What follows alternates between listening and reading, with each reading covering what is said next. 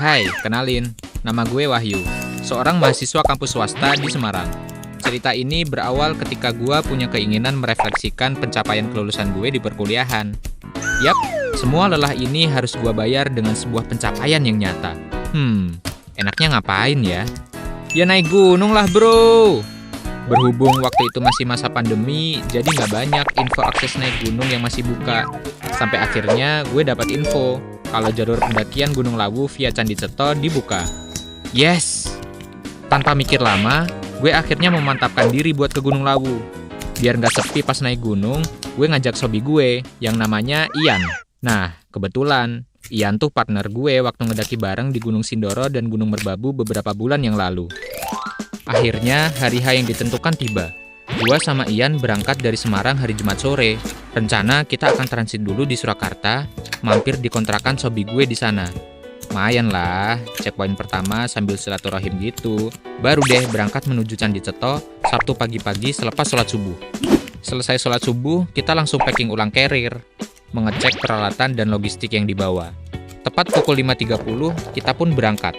Dan 2 jam kemudian, kita sampai di base camp pendakian Gunung Lawu via Candi Ceto.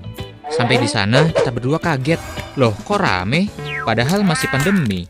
Ah, udahlah, daripada capek ngantri, gua sama Ian ngecek ulang perlengkapan dan mampir ke warung di sekitar base camp. Eng, tahu-tahu udah jam 9.30 pagi. Gue dan Ian mulai ngantri lagi ke loket. Kali ini nggak seramai tadi yang kayak antrian sembako. Jam 10, akhirnya kita selesai ngurusi maksi. Terus mengutiwi dari base camp menuju pos 1 yang berada di samping Candi Ceto. Kebetulan, kanan kiri jalur tuh masih didominasi dengan perkebunan warga. Nantinya, pendaki bakalan ngelewatin situs peninggalan sejarah lain selain Candi Ceto, yaitu Candi Ketek. Kondisi medan masih cukup landai dan belum begitu menanjak di awal pendakian ini. Asal kita udah terbiasa naik gunung mah, beginian nggak akan jadi masalah. Ikzo! Jarak dari base camp ke pos 1 pendakian kurang lebih 1 jam perjalanan. Jam 11.30 siang, gue dan Ian sampai di pos 1 Mbah Branti. Ditandai gubuk kecil tempat istirahat dengan banyak pendaki di sana. Tanpa istirahat, kita langsung melanjutkan perjalanan menuju pos 2. Kenapa kita nggak istirahat? Karena kita belum capek. Jadi gas terus! Setelah pos 1, jalur mulai memasuki kawasan hutan yang didominasi oleh pohon damar. Kalau lu nggak tahu, googling aja lah ya. FYI, trek sedikit lebih menanjak dari sebelumnya. Hampir masuk jam 1 siang, kita berdua tiba di pos 2 Brakseng. Kedatangan kita disambut banyaknya pendaki yang istirahat di sana. Kita istirahat sebentar di pos 2 sembari minum dan makan roti yang kita beli sebelumnya. Kurang lebih 15 menit kita berdua istirahat, gue dan Ian pun melanjutkan perjalanan menuju pos 3 dan akan break lama di sana.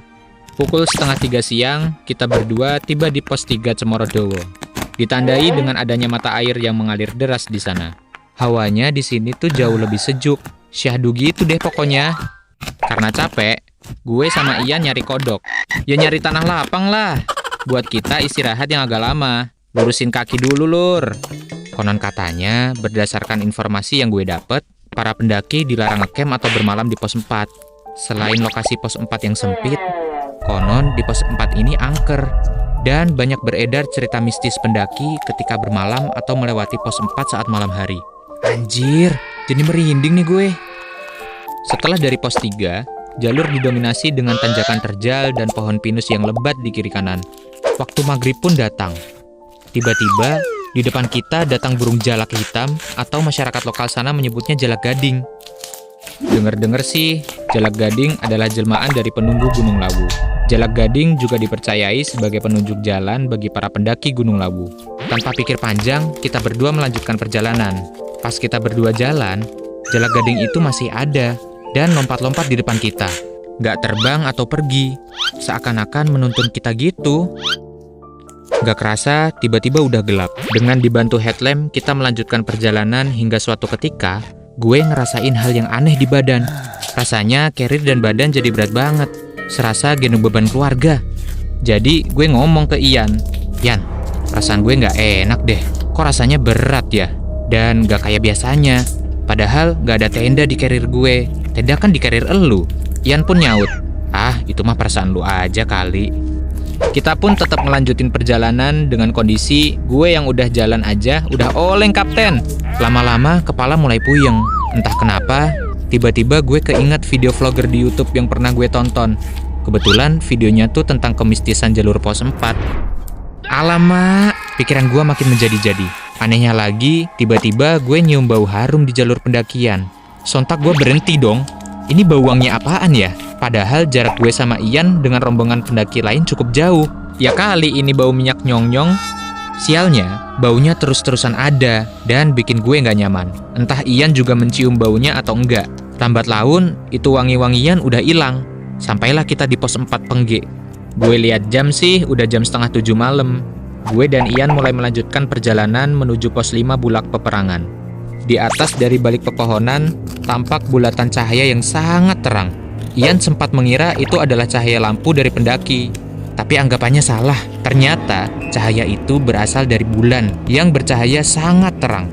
Bener aja, ternyata malam ini adalah bulan purnama. Wow, apakah ini mungkin Tsukuyomi?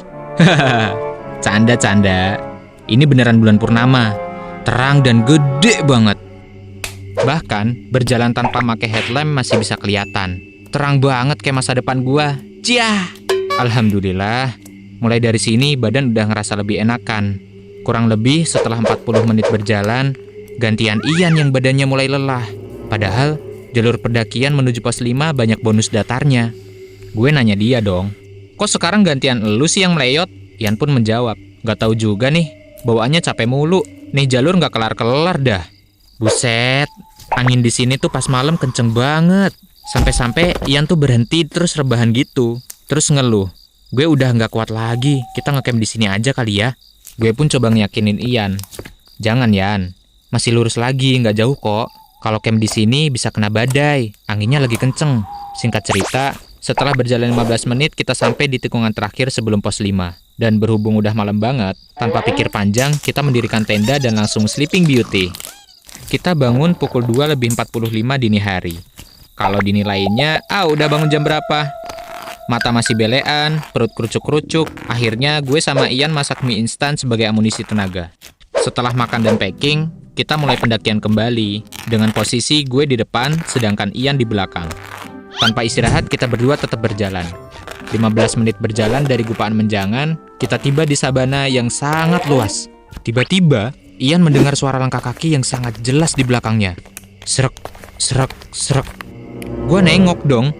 Suara apaan tuh? Sialnya, pas kita noleh ke belakang gak ada siapa-siapa di sana. Kita berusaha chill, tenang dan squee living. Tapi suara itu lagi-lagi ada. Pas nengok, hilang lagi. Kita coba mempercepat langkah kaki karena merasa nggak nyaman. Bahkan Ian meminta buru-buru. Pas gue tanya, emang ada apaan Ian? Ian pun jawab, udah nanti aja pas di bawah gue ceritain. Oke, no comment. Cukup gue simpen pertanyaan gue. Sialnya, gue nggak sengaja lihat di depan jalur gue. Dari kejauhan samar-samar ada sosok berwarna hitam. Kayak bapak-bapak setengah tua. Sontak gue kaget dong. Gue udah coba berpaling. Entah kenapa bawaannya mau nengok ke arah sana terus. Ya lagi-lagi gue lihat sosok itu. Gue malah refleks ngucapin salam pelan-pelan. Assalamualaikum, saya izin lewat. Saya dan teman saya tidak mengganggu. Kita hanya ingin mendaki di sini. Jujur gue nggak tahu Ian ngelihat sosok yang gue lihat apa enggak. Selama nggak ada hal yang mengganggu, gue sama Ian tetap gas-gas aja. Jam menunjukkan pukul 4.30 subuh. Tapi kita belum juga sampai di Pasar Dieng. FYI, Pasar Dieng tuh bukan pasar beneran ya guys. Ini tuh nama salah satu padang sabana di jalur pendakian Gunung Lawu. Oke, lanjut cerita. Padahal target kita berdua pengen sholat subuh di Hargodalem. Sudahlah, kita berdua tetap berjalan. Akhirnya, kita tiba di Pasar Dieng. Langit udah mulai berubah warna kemerah-merahan, menandakan pagi akan segera tiba. Saat gue lihat jam, udah jam 5 subuh. Sementara kita berdua belum melaksanakan sholat subuh. Dalam hati, gue ngebatin. Kalau gue sholat di sini aman gak ya? Diganggu gak ya? Alhamdulillah gak kejadian yang aneh-aneh. Tapi kerasa banget kalau di kawasan Pasar Dieng sangat berbeda dari kawasan yang lainnya. Jam 5:30 pagi, kita tiba di Argodalem, tempat di mana warung legendaris Mbok Iem berada. Di Argodalem sudah banyak tenda dan pendaki yang bermalam di sana. Biasanya, pendaki dari jalur Cemoro Sewu atau Cemoro Kondang. Gue dan Ian mutusin buat ngaso sebentar di Argodalem, sembari menikmati sunrise pagi hari yang sangat cihuy. Jam 6:15, gue sama Ian ngelanjutin perjalanan ke puncak. Jalur yang dilewati berbatu dan lumayan terjal. Di sepanjang jalur Argo Dalam ke puncak, banyak bunga edelweiss tumbuh. Dan lagi-lagi kita berdua ketemu dengan jalak gading. Pertanda macam apa ini? Terus jam 6:30 pagi, kita berdua akhirnya tiba di puncak Lawu Argo Dumilah. Syukur alhamdulillah terucap dari mulut gue dan Ian. Lelah kita terbayar dengan melihat indahnya alam dari atas ini. Serius, puas banget. Kurang lebih 1 jam di puncak, kita berdua memilih buat turun dan istirahat dulu ke warung Mbok Yem. Mayan lah, lemesin kaki yang udah kaku kayak kanebo kering. Terus agak siangin dikit, kita turun deh. Singkat cerita, kita udah sampai di base camp paling bawah. Sebelum pulang, Ian nyempetin ngobrol sama bapak-bapak pemilik base camp. Katanya, baru kali ini Candi Ceto rame mas. Apalagi bulan purnama seperti ini, kok bisa rame banget ya? Tiba-tiba Ian diem. Pantes hawanya beda. Tapi ya udahlah ya, toh aman-aman juga. Terus kita naik motor buat turun. Gue kira balik bakalan aman. Ini belum ada 1 menit dan belum ada turun 100 meter. Tiba-tiba rem motornya Ian mendadak blong anjir. Mana di depan ada tikungan tajam sama jurang. Ya Aurel, cobaan macam apa ini? Ya udah, kita nekat coba rem pakai kaki. Tapi tetap aja nggak mau berhenti. Akhirnya Ian banting setir motor. Dan kita berhasil berhenti. Alhamdulillah, masih dikasih kesempatan umur panjang. Di sini Ian cerita, semenjak pulang dari Lawu, dia sering ngerasa ketindihan sosok hitam gede. Pas dia coba nanya ke temannya yang paham pergoipan sih, katanya Ian masih bau gunung. Ya emang sih, etikanya abis naik gunung, kita harus mandi bersih-bersih gitu. Ganti pakaian dan segala macem lah. Dan gue juga baru ngeh nih, apa iya kejanggalan-kejanggalan selama pendakian diakibatkan tenda berwarna hijau yang gue bawa? Wallahu alam. Soalnya di Gunung Lawu ada pantangan pakai atribut warna hijau. Pelajaran yang bisa gue ambil dari perjalanan ini adalah tetap sopan ketika kita melakukan kegiatan di alam bebas. Mau bagaimanapun, kita adalah tamu di sana. Hewan dan segala makhluk di sana adalah tuan rumahnya. Berlaku sopan adalah hal mutlak yang harus kita lakukan. Dan tetap ingat Tuhan dimanapun kita berada. So, tunggu apa lagi? Jangan lupa like, share, komen, dan subscribe channel Gue Punya Cerita.